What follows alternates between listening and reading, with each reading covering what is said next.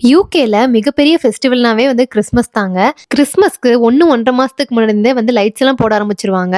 மக்கள் அதிகமா கூடுற இடத்துல, அதுக்கப்புறம் லண்டன் மால்ஸ்ல, ஸ்ட்ரீட்ஸ்லன்னு சொல்லிட்டு நெறைய இடத்துல வந்து லைட்ஸ் வந்து நம்ம பார்க்க முடியும்.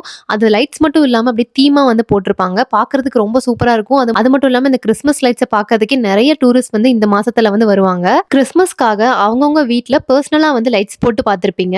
ஆனா இங்க ஒரு வீட்ல பப்ளிக் ஆக்சஸ் பண்ற விதமா அவ்ளோ லைட்ஸ் வந்து போட்டிருக்காங்க. அவ்ளோ சூப்பரா டெக்கரேட் பண்ணியிருக்காங்க.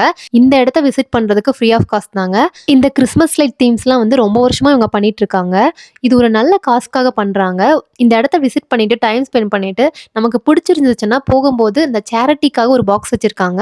நம்மளால முடிஞ்ச அமௌண்ட் அந்த பாக்ஸ்ல போட்டுட்டு வரலாம். இந்த பிளேஸோட டீடைல்ஸ் வந்து நான் கேப்ஷன்ல கொடுக்குறேன். மறக்காம செக் பண்ணி பார்த்துட்டு நீங்களும் விசிட் பண்ணுங்க. போட்டோஸ் எடுக்கிறதுக்கு இந்த ஸ்பாட் ரொம்பவே சூப்பரா இருந்ததுங்க.